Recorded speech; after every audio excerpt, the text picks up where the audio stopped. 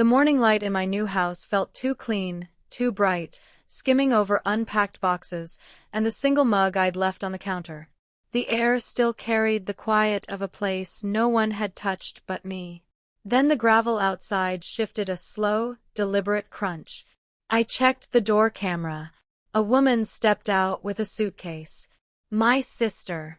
13 years of silence rewritten in one entitled glance at the porch. She didn't knock. She didn't hesitate.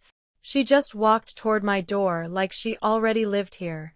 The next day, after I bought the house, she showed up. I grew up in a house where sound chose sides. Luna never had to ask for anything. The room bent toward her before she opened her mouth. If she sighed, plans shifted. If she frowned, my mother appeared behind her like a shadow, ready to cushion the fall. I learned early that the easiest way to keep peace was to stay small, move quietly, take responsibility, leave no trace for anyone to use against me. The first time I understood my place, I was 11. Luna misplaced a few dollars she'd been saving for a school fare. She stood in the kitchen, palms up, eyes shimmering, voice trembling like she had lost something precious. I tried to say I hadn't touched it, but Helena focused on me, not her. That look, not anger, not confusion, just a tired disappointment cut deeper than any accusation. She didn't ask questions. She didn't need to. Luna cried, and that was enough. The pattern stuck.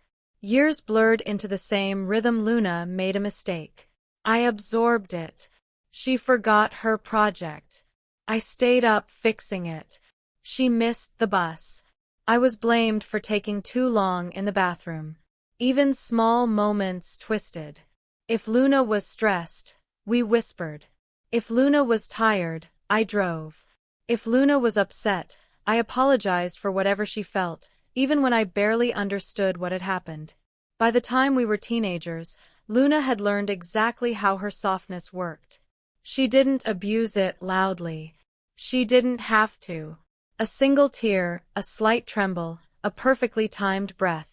Helena read those signals like scripture, and the rest of the family followed. I kept my head down, did my chores, picked up extra shifts at a local diner, tried to prove I wasn't the problem they quietly believed I was. But guilt is a stubborn currency in a household built on imbalance. It collects interest. Eventually, it becomes the only version of you anyone recognizes. The real shift happened one summer afternoon. Luna posted something vague online about betrayal, about being hurt by the person she trusted most. She didn't name me. She didn't have to. Relatives reposted it within hours. My phone filled with messages asking what I'd done, telling me to apologize, reminding me that family comes first. No one asked for context. No one asked if it was true. They just believed her the way they always had. I realized then that the story had changed and I was no longer a character in it. I was a cautionary example, a silhouette, a convenient villain they could aim their empathy away from.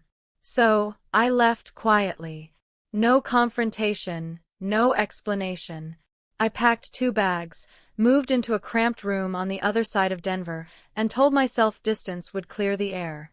But distance only sealed their version of me tighter. Weeks became months. Months folded into years. Invitations stopped. Messages dried out. My mother changed her number without telling me. 13 years passed like that. Empty, silent, predetermined. 13 years of being gone without anyone noticing I'd left. It happened quietly the way Eraser usually does.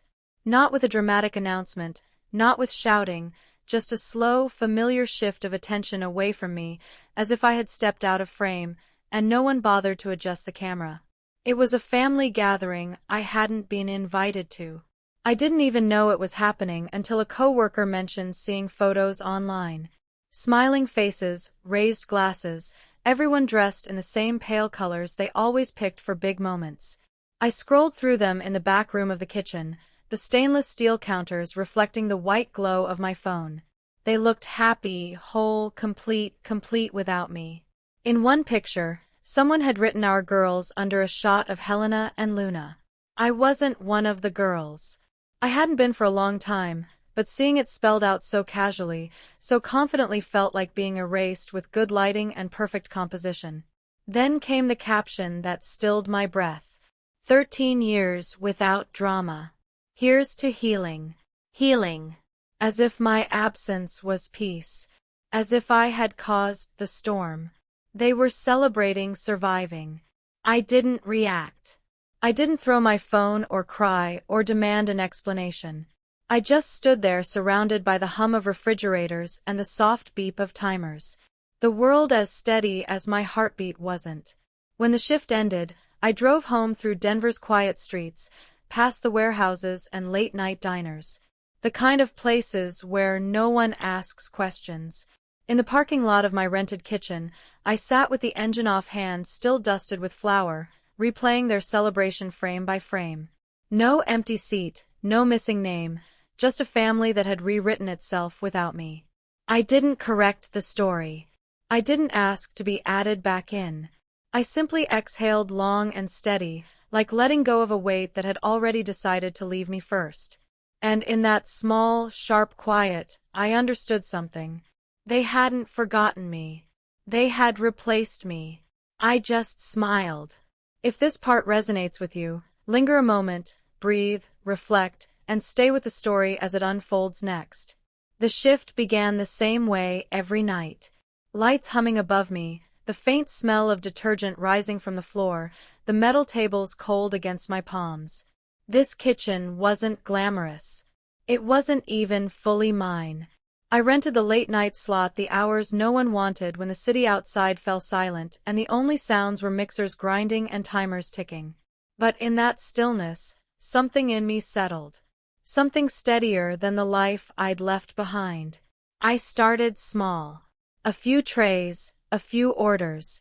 People from office buildings who wanted something sweet to break long meetings. Delivery drivers who slipped a tip into the box because they liked the way my labels were always perfectly aligned. I wrote everything down, the cost of flour, the hours I baked, the exact number of bars a sheet pan could hold. If a mistake happened, I didn't apologize for it. I documented it quietly, methodically. The numbers didn't lie, and they didn't demand anything from me. Work grew in increments. One client told another. A manager from a local workplace placed a bulk order, then another. Soon the stainless steel counters filled with cooling racks, and the air warmed from the constant heat of the ovens. I got used to the pattern, the night beginning in silence and ending with stacks of labeled boxes ready for delivery at dawn. I didn't think of it as a business at first, just survival. Something I could control when everything else had slipped away. But the money changed shape. The notebook with costs and bills grew thicker. The orders became consistent. For the first time, exhaustion didn't feel like punishment. It felt like progress. When a regional cafe chain reached out, I didn't believe the email at first. I read it 3 times under the neon lights, the hum of the refrigerator filling the space between each breath. They wanted weekly deliveries across multiple locations. Steady work, a real contract, enough income to make the edges of my life feel less sharp. I didn't tell anyone, not a friend, not a neighbor, certainly not my family. Silence had always been my burden. Now it became my strategy. The contract stabilized everything. I upgraded my equipment, bought sturdier pans, replaced my old mixer with one that didn't rattle like a loose engine. I hired a part-time helper, a college student who moved carefully, spoke softly, and didn't ask questions. With another pair of hands, the nights felt lighter. I could breathe between batches. I could think. And when I thought I realized something I had never allowed myself before, I could leave the cramped room I lived in. I could buy not an apartment with thin walls or a sublet that smelled like someone else's life, a place with doors that only I had a key to. The mansion came later, almost by accident. I wasn't searching for something grand, just space, stability, a kitchen big enough for more than one tray at a time. But the listing caught my eye. Photos of sunlight pouring across hardwood floors, a long hallway, a quiet street in eastern Denver. Too big for one person, too calm. Exactly what I needed. When I walked through it the first time, the sound of my own footsteps echoed like I was exploring a museum. After closing hours, I stood in the middle of the living room and felt a strange pull. Not awe, not pride, just a quiet recognition that I had earned a life where no one else dictated the temperature of the air. I bought it, signed the papers, walked inside with only a folding chair and a box of test recipes. The room swallowed the silence, but for once it didn't feel like loss. It felt like room to breathe.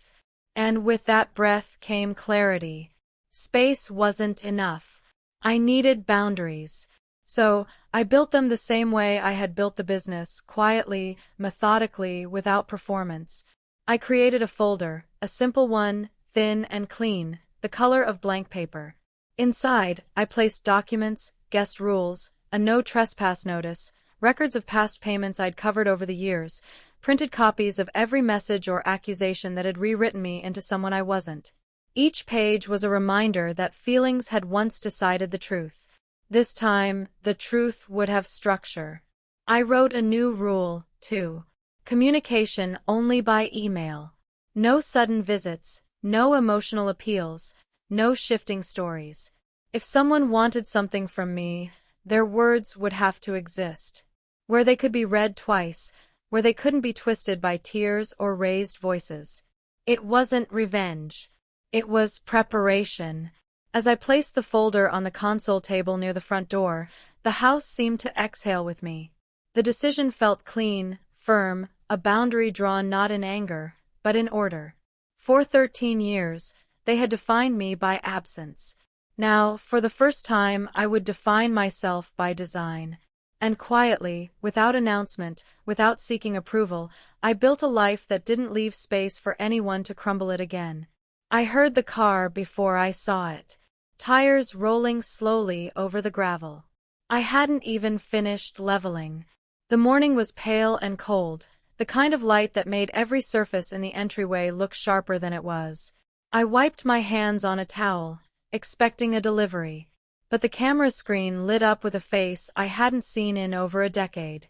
Luna stepped out first, her posture loose, confident like she was arriving at a place held open for her.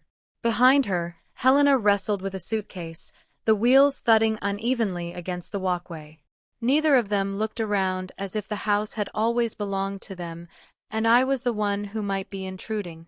I didn't open the door right away. I stood there listening to the faint hum of the heater, the steady rhythm of my own breath. This house had only known my footsteps, my work, my silence. Letting them into that space felt like opening the past and letting it spill across the floor. I cracked the door just an inch, just enough to see, but not enough to be stepped through. Their expressions flickered surprise, folding into expectation. "Hey," Luna said, adjusting her grip on the suitcase handle. "I'm moving in," since she didn't finish. I didn't say anything. I simply shifted my body, blocking the doorway, keeping the gap narrow. My hand rested lightly on the edge of the door, not tense, not shaking, steady. Helena stepped forward, her voice carrying that same tired authority she'd used my entire childhood. "Valentina, don't start. Your sister needs support. We came all this way." Support. A word she'd never used when it was me gasping under everyone's expectations. I let her speak. Then I reached behind me and lifted the thin folder from the console table. I held it where they could see it clean, organized, unmistakable. Guest rules. The no trespass notice. Boundaries written in ink, not shaped by emotion. Luna blinked at it, confusion hardening into something close to disbelief. "You're kidding." I opened the door 2 more inches, not to welcome them, but to set the folder on the small table beside me. The movement was slow, deliberate, free of the urgency that used to define every interaction with them. "This isn't necessary," Helena said quickly, her voice tightening. "Family doesn't need paperwork. You should have called paperwork." As if the years hadn't been documented in wounds they never acknowledged. I kept my voice even. All communication is by email now. Luna let out a short, incredulous laugh. You're being dramatic. It was the same tone she used to use when she cried on cue, when tears became strategy and sympathy came easily. But the house behind me didn't bend toward her. Nothing in its quiet shifted to accommodate. Their confidence faltered. Just a little, enough to see the truth settle. You're really not letting us in? Helena asked. I didn't answer. I didn't defend. I didn't list the 13 years of absence or the weight of being rewritten as a villain in their stories. I simply stepped back, placed my hand on the door, and let the silence speak for me. The door clicked shut, soft, final. Outside, the gravel stirred as they shifted, uncertain of what to do without the old version of me to lean on. Inside, the house held its shape, and so did I. In the days that followed, the house stayed remarkably quiet. The hollow quiet of an empty place, but a settled one, the kind that feels earned. I moved through the rooms the same way I always had. Measured steps, steady breath. But something in the air felt different, as if the walls finally understood which life they were meant to hold. I kept working. That part of my life never changed. The industrial kitchen still buzzed with the same neon hum. The mixers still fought through thick batter. The oven still flushed the room with heat that fogged the windows. But the tension I used to carry into those nights didn't come with me anymore. For the first time, work wasn't an escape. It was simply mine. 3 weeks passed before I heard from Helena again. Not a doorstep visit, not a performance, just an email. She asked to see the house once alone. One afternoon, no assumptions, no suitcase. I agreed, mostly out of practical curiosity. What someone chooses to do under clear rules says more than any history between you. She arrived exactly on time, no guilt in her eyes, no attempt at authority. She walked the hallway slowly, fingertips grazing the wall as if the texture might tell her something about who I'd become. In the kitchen, she paused at the long counter, noticing the way trays were stacked, the way labels were aligned, the lack of clutter that had once defined our old home. We sat for a moment at the table. She didn't mention the past. I didn't ask for explanations. The silence between us wasn't heavy. It was simply honest. Two people occupying a space that no longer required one of them to disappear to keep peace. When she left, she lingered at the doorway, hand brushing the frame. Not claiming it, not blessing it, just acknowledging it. A quiet acceptance that whatever power she once held here had expired. Luna's updates came secondhand. A mutual acquaintance mentioned she'd taken a job, then another, then earned a small promotion. Her posts online shifted from vague blame to ordinary exhaustion. For once, her story didn't orbit around me. Life didn't transform overnight. It simply stabilized. My home filled slowly with laughter from neighbors. Soft conversations with employees after long shifts, the gentle clatter of plates during end-of-week potlucks. Nothing dramatic, just a life formed from intention instead of survival. The folder stayed on the entryway table, untouched. Not a threat, just a reminder. A shape of the boundary that now held. In the end, it wasn't revenge that changed anything. It was clarity, the kind that arrives only when silence is chosen, not forced. I learned that blood isn't a permission slip. And love without boundaries is just another form of eraser. My life didn't expand when they returned. It expanded when I stopped shrinking to fit theirs. And if any part of this story echoes in you, stay with the channel. There are more truths to uncover quietly, one boundary at a